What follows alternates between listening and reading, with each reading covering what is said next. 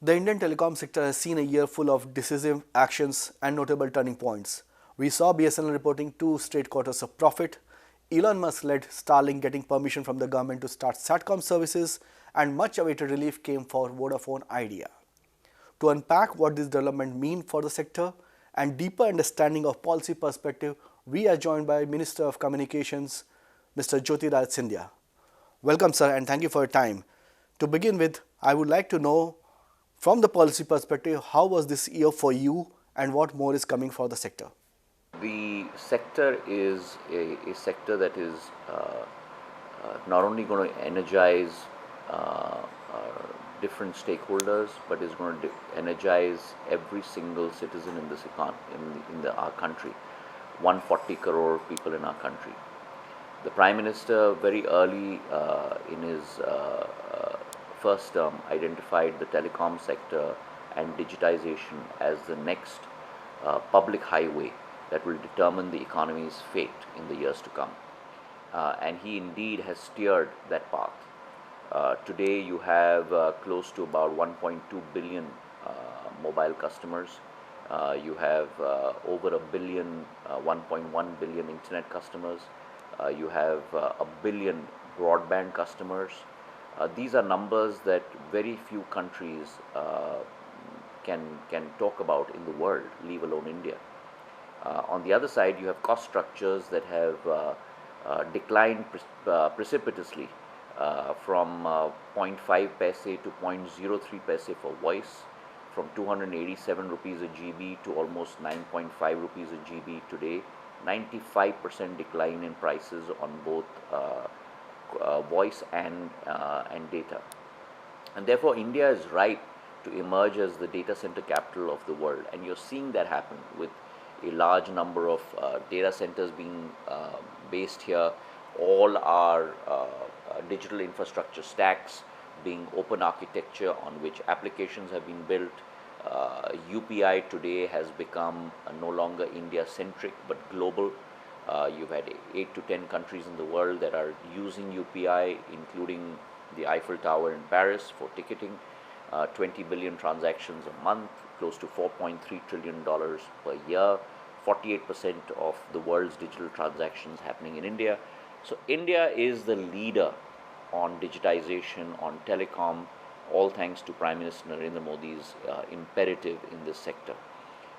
You have seen huge number of steps. Satellite, which was a figment of our imagination earlier days, today is becoming a reality. We've given out 3 licenses. You're looking at hopefully in very soon the pricing norm coming out for administratively assigned spectrum, and that satellite technology being also offered in our bouquet of offerings to the public. You're looking at the largest publicly funded broadband internet connectivity program into every Gram Panchayat and village across the length and breadth of India being executed under the Prime Minister's vision.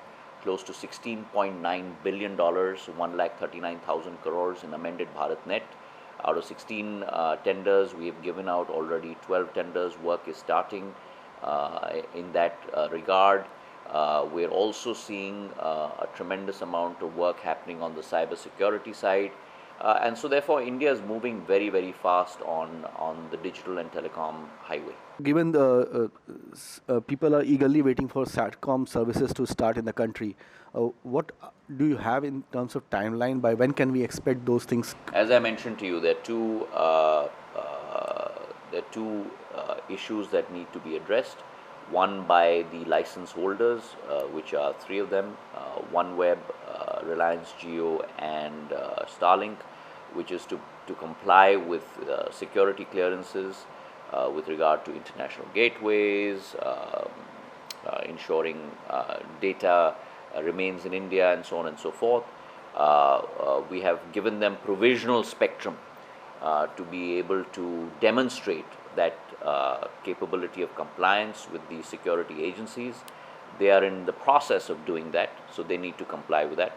And the second is, as I mentioned to you, is the pricing of the spectrum, which rests between the Telecom Regulatory Authority of India and DoT. Hopefully that should be resolved soon. Trai has already submitted its recommendation to the government. Any timeline that you have in mind by when government will be able to So conduct the therefore, auctions? this is a discussion between DoT and TRAI. It is a regulatory process. I do not think that it is wise to impose a timeline on a process of due diligence that must be followed, rather than coming out with something hastily and then having persons such as yourselves question me on multiple issues. So let them take them time, let them do their due diligence, and once something robust comes out, then we will announce that. So government has been making effort to save the sector from entering into duopoly. You have been providing relief to Vodafone Idea. How much do you think is this sustainable? If you look at uh, countries across the world, there are very few countries in the world that can boast of four providers of telecom services. India today has four very robust telcos. Why do I say robust? Even players such as Vodafone and BSNL today, Vodafone services close to about 210 million customers. Uh, no telco in the world, very few telcos in the world can boast of that. BSNL services almost about 100 million customers. Again, there are very few telcos in the world that can boast of that. You have an economy in which you have four players. You have very robust pricing. You have high economies of scale in the market, and we would like to see that continue. But do you see with these efforts, the help that you are providing, the relief that you are giving to Vodafone, is that sustainable? Because Vodafone Idea has not yet shown any green shoots. We've got a mandate from the Supreme Court. We are today applying our minds on that. It is work in progress within the Department of Telecommunications. When we come out with something that is possible, you'll be the first to know. But given that so many relief you have already given to Vodafone, do you see any further scope for them to? We have not given any relief as such. We have converted our dues into equity, and so therefore we hold a 49% equity stake in Vodafone against the dues of close to about, if I recall correctly, 37,000 crores, and that is now Government of India's equity stake in that company.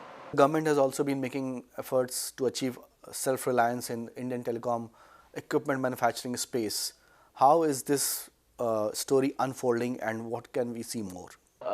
The PLI scheme, again, that was brought in by Prime Minister Narendra Modi, has been a huge success in the area of telecom. We've had close to about 100,000 crores in sales, about 20,000 crores in exports, about 35,000 jobs that have been created because of that, almost over 5,500 crores worth of investments. We see that robustness continue. India's export trade deficit gap has narrowed tremendously.